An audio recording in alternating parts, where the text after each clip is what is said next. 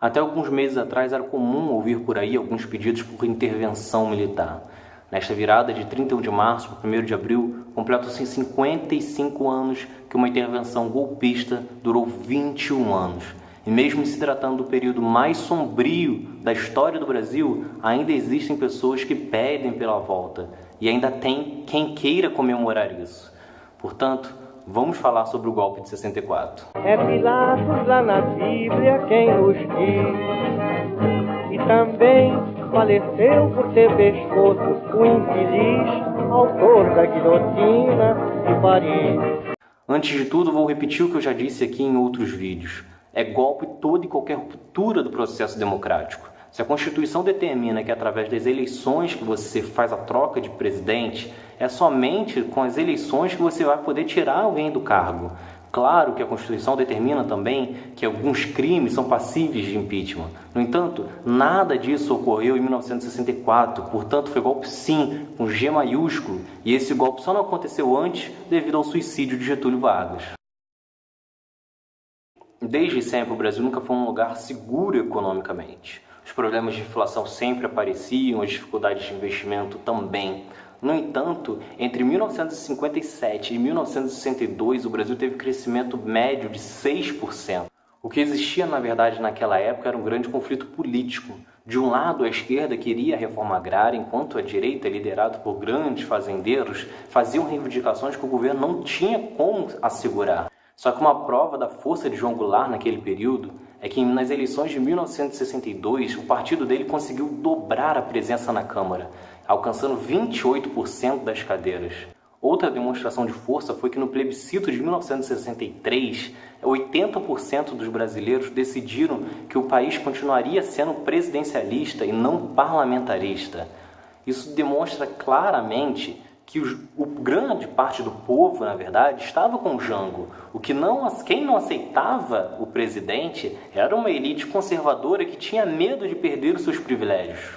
E embora muitas pessoas falem da marcha da família, com Deus pela liberdade, o que ninguém fala é que este movimento, na verdade, surgiu para responder um outro movimento liderado por movimentos sociais e pela esquerda, que estava com Jango. Isso aconteceu 7 dias antes, colocou mais de 150 mil pessoas nas ruas. A diferença de destaque entre os dois movimentos é que o que apoiava Jango era feito por pessoas mais pobres, principalmente a classe trabalhadora, enquanto na Marcha para a Família, as pessoas que estavam lá eram boa parte de classe média alta ou líderes religiosos. Desta forma, o máximo que você poderia dizer é que o Brasil estava dividido, com os mais pobres apoiando as transformações sociais prometidas por Jango e os mais ricos insatisfeitos, temendo que isso poderia ser prejudicial para eles.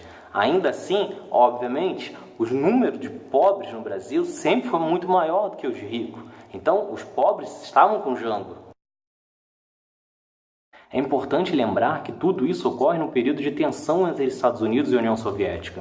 Os norte-americanos temiam que o Brasil, com dimensões continentais, aderissem ao comunismo, e com isso seria questão de tempo para toda a América do Sul fazer o mesmo.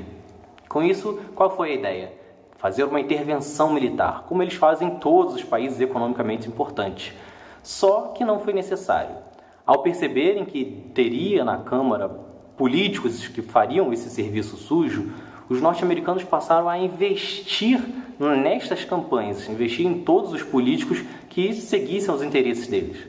Os norte-americanos começaram a enviar dinheiro através do Instituto Brasileiro de Ação Democrática, engordando as contas bancárias dos políticos do PSD e da UDN, que eram opositores do PTB de João Goulart.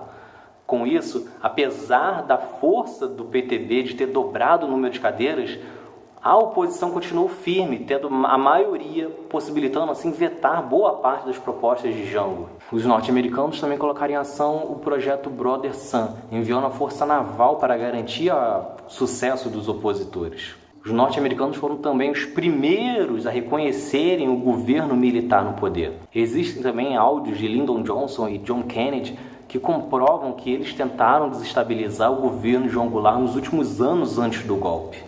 Tem inclusive uma fala de Johnson na qual ele diz que muitas pessoas no Brasil também teriam que ser presas, o que de fato ocorreu. É importante lembrar também que os norte-americanos não apoiaram somente a ditadura militar no Brasil, como também fizeram isso na Argentina, no Chile, no Paraguai, no Uruguai e no Peru.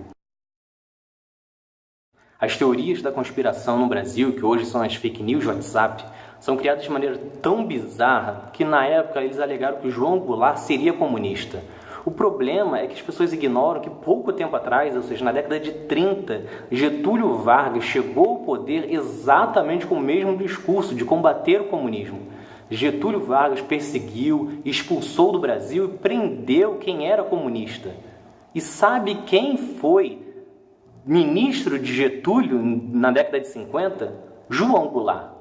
Então, como é que João Goulart, sendo comunista, iria trabalhar para um presidente que expulsava, prendia, matava quem era comunista?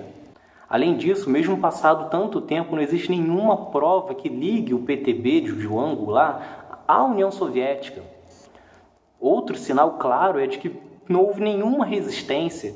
Se existisse um interesse da União Soviética tão grande no Brasil, que já estivesse presente no país, no mínimo, ia ter uma resistência para manter Jango no poder. O que na verdade ocorreu, que já dissemos aqui, é que João Goulart tinha propostas que poderiam melhorar a vida dos pobres, melhorar a vida dos mais humildes. E isso não foi bem aceito pela classe mais alta, como nunca é no Brasil. E como ela se defende? Usando o fantasma do comunismo. Ele consegue convencer o pobre de que o comunismo vai tirar o que o pobre não tem. Tudo que eu falei até aqui, você já percebeu que o golpe não foi apenas militar. Houve apoio, sim, de grandes empresários, da classe mais alta, de parte da imprensa. Portanto, ele foi um golpe civil-militar. O Congresso também teve participação nisso, criando uma sessão declarando vaga o posto de presidente no Brasil. O STF também participou, legalizando a retirada de João Goulart da presidência. E os dois pagaram caro por isso, porque o Congresso foi fechado poucos anos depois e o STF passou a viver de fachada. Ele não tinha praticamente nenhuma função significativa. E assim que Castelo Branco assumiu, os restos da democracia foram desaparecendo. Até mesmo pessoas que apoiaram esse golpe civil-militar, políticos, foram caçados, presos e expulsos do Brasil. Os defensores da ditadura militar utilizam dois argumentos para defender o regime. O primeiro é de que o governo militar investiu em infraestrutura. Isso até é verdade. Muitas rodovias foram construídas, usinas. O que as pessoas ignoram ou não sabem é que foi neste período que o Brasil praticamente zerou seu investimento em ferrovias, passando hoje a ser totalmente dependente de caminhões para fazer o seu transporte de produtos. Isso é extremamente mais caro, o que faz com que seus produtos sejam mais caros e que o Brasil fique dependente dos caminhoneiros, como você viu no período da greve. Para piorar, boa parte dessas obras eram tocadas por amigos militares. Foi neste período que OAS e Odebrecht começaram a ganhar dinheiro e também a pagar muita propina, como os proprietários dessas duas empresas já declararam. Outro argumento que eles utilizam é o tal milagre econômico, na qual eles se apoiam que entre 1968 e 1973 o Brasil cresceu mais de 10%. O que eles ignoram é que a ditadura militar passou mais 12 anos no poder e os números depois foram péssimos. Em 1981, por exemplo, o PIB do Brasil teve queda de 4%. É a pior retração da história do Brasil, considerando qualquer governo. Só que a história fica ainda pior, porque a fórmula de crescimento que eles utilizaram foi congelando o salário dos trabalhadores, que passaram a ter perda perante a inflação. E isso foi também um dos grandes problemas, principalmente no final do período do governo militar. Isso tudo fez com que a desigualdade no Brasil crescesse consideravelmente. Para completar com chave de ouro ou chuva dourada, para quem preferir, os militares entregaram o Brasil com uma dívida enorme. Quando eles deram um golpe em 1964, a dívida brasileira representava 15% do PIB.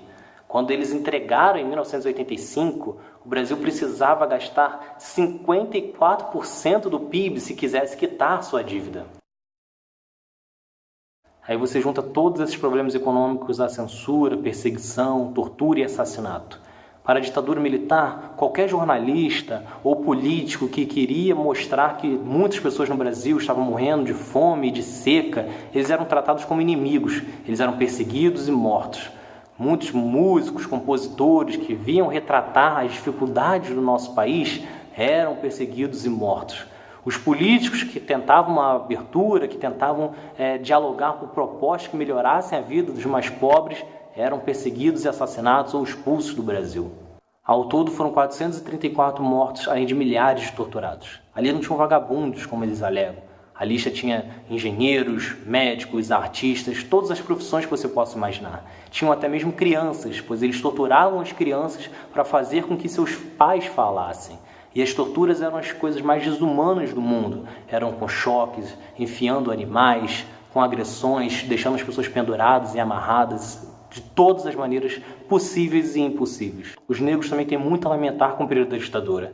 Isso porque os militares reprimiam todo e qualquer movimento cultural afro. Eles temiam que aqui no Brasil fosse criada uma identidade cultural negra tão forte como existia nos Estados Unidos, lutando por direitos iguais e liberdade. Desta forma, eles levavam presos e torturavam líderes e organizadores desse movimento. Por causa disso, o Brasil acabou demorando a desenvolver uma consciência negra dentro do país. Voltando ao início do vídeo, apesar de tudo que eu falei aqui, ainda existem pessoas que defendem a volta da ditadura militar. E isso acontece por causa de 3 grupos. O primeiro, obviamente, dos militares. O segundo, de milionários que fizeram sua fortuna através da aproximação aos militares. E por último, das pessoas mais humildes, que acabam acreditando no discurso dos 2 primeiros grupos. E isso só acontece porque o Brasil tem um erro grosseiro de esconder os seus erros mais terríveis. Isso acontece porque o Brasil não mostra rotineiramente para a sua população como foi um período sem liberdade, um período de fome, um período de falta de oportunidade, um período onde que as pessoas que não concordassem com o governo eram presas, mortas e torturadas. No entanto, isso não é uma exclusividade nossa. Existem pessoas também que defendem a volta da ditadura na Argentina e no Chile. Porém, lá as pesquisas indicam que apenas no máximo 10% da população concorda com esse tipo de loucura e barbárie. E de positivo é que lá, pelo menos, o número não vai crescer. Na Argentina, por exemplo, que teve a ditadura mais sanguinária com mais de 30 mil mortos, existe o Dia Nacional da Memória e da Verdade, para relembrar todas as atrocidades do período militar. Isso era uma coisa que definitivamente deveria existir no Brasil, e não presidentes que apoiam esse tipo de insanidade. Deixo na descrição algumas fontes e também texto com mais informações sobre a ditadura militar. Se você gostou, se inscreve no canal, curte e compartilha, para que mais pessoas saibam exatamente o que ocorreu na ditadura militar, para que não tenhamos pessoas defendendo esse tipo de coisa no futuro. Valeu!